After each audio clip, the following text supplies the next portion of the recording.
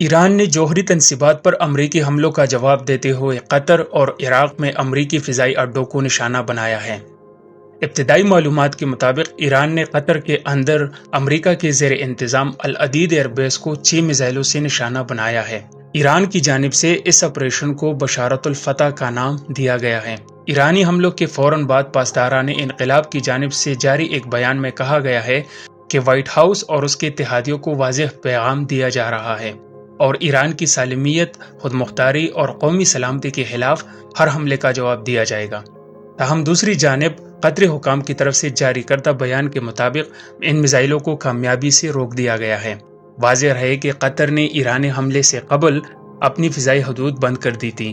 قطری وزارت دفاع نے ایک بیان میں کہا ہے کہ واقعے میں کوئی جانی نقصان یا زخمی ہونے کی اطلاع نہیں ملی۔ قطر کا کہنا ہے کہ وہ کسی بھی خطرے سے نمٹنے کے لیے تیار ہے اور وہ عالمی قوانین کے تحت اس ایرانی حملے کا جواب دینے کا حق رکھتا ہے۔